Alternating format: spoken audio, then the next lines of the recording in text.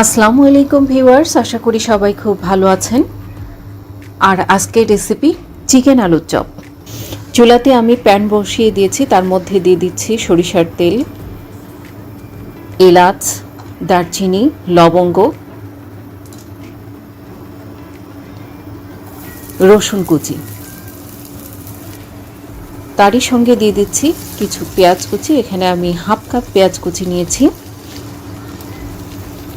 একটা প্যাচুলারের সাহায্যে সব কিছু ভালোভাবে নাড়াচাড়া করে নিচ্ছি এবং এরই মধ্যে দিয়ে দিচ্ছি স্বাদ মতো লবণ, মরিচের গুঁড়া, ধনিয়া গুঁড়া, জিরার গুঁড়া, আদা রসুনের পেস্ট 1 টিস্পুন। সব মশলা একসঙ্গে দিয়ে আমি আবারও প্যাচুলারের সাহায্যে নাড়াচাড়া করে নিচ্ছি যেন মশলাটা নিচে না লেগে যায়। সামান্য একটু মশলাটা ভুনেই তার মধ্যে দিয়ে দিচ্ছি কিউব করে কেটে রাখা চিকেনগুলো। এখানে আমি চিকেনের বেস্ট পিস নিয়েছি 1 পিস। সম্পূর্ণ চিকেনটাকে ভালোভাবে নাড়াচাড়া করে নিচ্ছি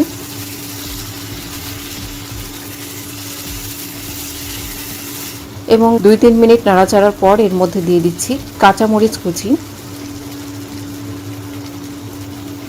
এখানে দিয়ে দিচ্ছি ব্রেড ক্রাম্ব দিয়ে ভালোভাবে নাড়াচাড়া করে মাংসটাকে সিদ্ধ করে নিতে হবে। এই ব্রেড ক্রাম্ব দিয়ে আরও 2-3 মিনিট আমি এটাকে রান্না করে নেব। আমার পুরটা রেডি হয়ে গিয়েছে।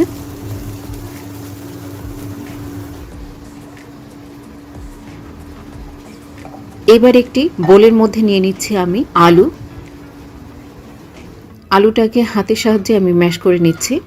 আর যারা আমার চ্যানেলটাকে সাবস্ক্রাইব করেছেন তাদেরকে তো অসংখ্য অসংখ্য ধন্যবাদ। আর যারা এখনও আমার চ্যানেলটাকে সাবস্ক্রাইব করেননি অবশ্যই সাবস্ক্রাইব করে বেল আইকন বাজিয়ে আমার চ্যানেলের পাশে থাকবেন যেন নতুন কোনো ভিডিও দিলে সাথে সাথে আপনাদের কাছে নোটিফিকেশন চলে যায় এবং আপনারাই সর্বপ্রথম আমার এই ভিডিওটা দেখতে পারেন।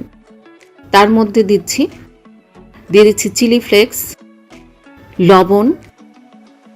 পেঁয়াজটাকে আমি ভেজে নিয়েছি কিন্তু সম্পূর্ণভাবে ভাজি নাই এবং তার সঙ্গে দিয়ে দিচ্ছি ধনিয়ার পাতা। সব কিছু দিয়ে আবারও ভালোভাবে মিশিয়ে নেব। আলুটাকে আমি একরকম ভর্তা বানিয়ে নিচ্ছি। এই ভর্তাটা আমার সম্পূর্ণ তৈরি হয়ে গিয়েছে।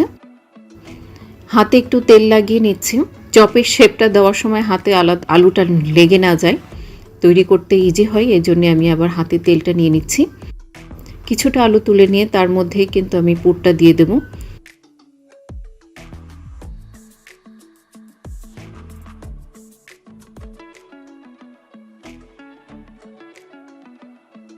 পুরটা দিয়ে সম্পূর্ণ হাতের সাহায্যে এভাবে ঘুরিয়ে ঘুরিয়ে চেপে চেপে গোল আকৃতি করে নেব। যে কোনো শেপে এটা তৈরি করা যাবে, তবে আমি এখানে গোল রাউন্ড শেপেই তৈরি করে নেব।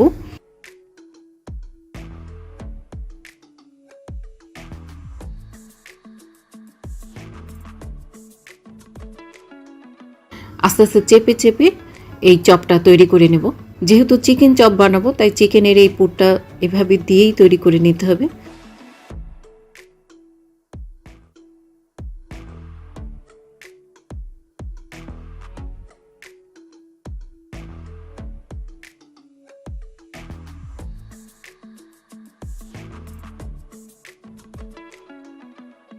সুন্দর একটা গোল রাউন্ড শেপেই তৈরি করে নিচ্ছি আমি চপটাকে।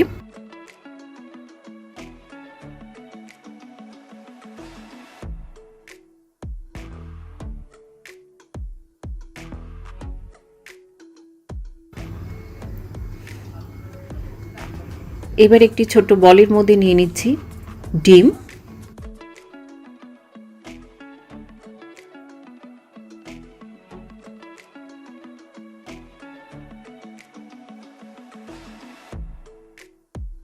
ডিমের সঙ্গে দিয়ে দিচ্ছি সামান্য লবণ। লবণটা দিয়ে ভালোভাবে মিশিয়ে নিতে হবে, ডিমটাকে একটু ফেটিয়ে নিলেই হবে।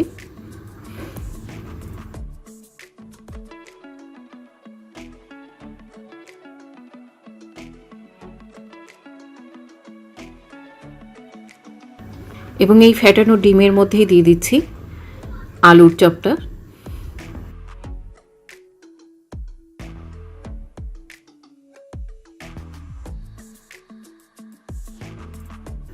এবং একটি ফর্কের সাহায্যে আমি এভাবে তুলে নিচ্ছি।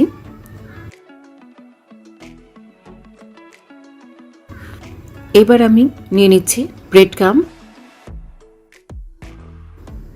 আমি ব্রেড ক্রামের মধ্যে আলুর চপটাকে দিয়ে দিচ্ছি।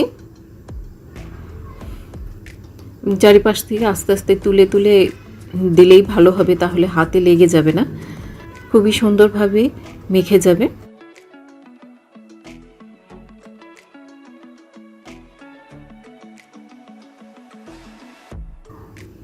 এভাবে আমি সবগুলো চিকেন আলুর চপ তৈরি করে নেব।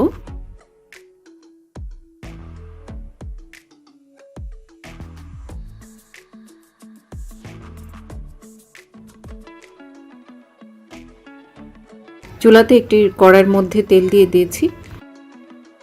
তেলের মধ্যে দিয়ে দিচ্ছি চপগুলো। আস্তে আস্তে চপগুলোকে এভাবে ভেজে নিতে হবে। এপাশ ওপাশ উল্টে দিয়ে ভেজে নিতে হবে। এক পাশ হয়ে গেলে আরেক পাশ এভাবে উল্টে দিতে হবে, তা না হলে চপগুলো বেশি পুড়ে যাবে। চুলার হিটটা মিডিয়ামে রেখে কিন্তু চপগুলোকে ভেজে নিতে হবে।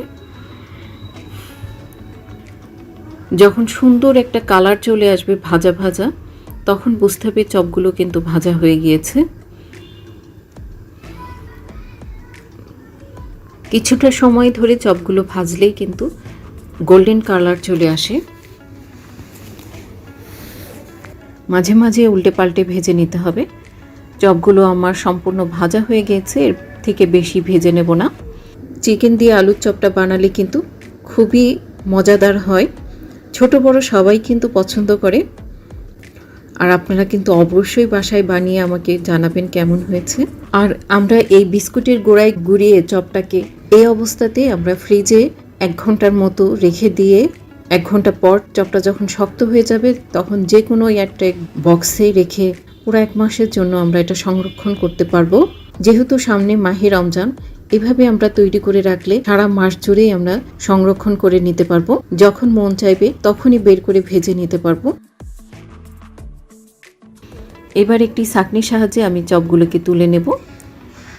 সম্পূর্ণভাবে চপগুলো ভাজা হয়ে গিয়েছে।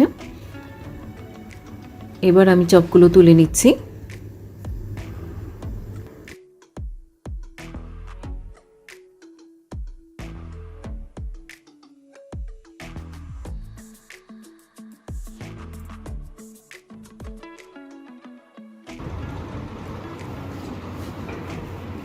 আমি একটা চপ ভেঙে দেখাই কেমন হয়েছে। দেখতে যেমন ইয়ামি, খেতেও কিন্তু অনেক ইয়ামি। মাশাআল্লাহ, চপটা খুবই সুন্দরভাবে তৈরি হয়ে গিয়েছে খাবার জন্যে। আর আপনারা যদি আমার চ্যানেলের এই ধরনের ভিডিও দেখতে চান, তাহলে এই ভিডিওটা দেখুন এবং ওই ভিডিওটা দেখুন। আল্লাহ হাফেজ, সবাই ভালো থাকবেন।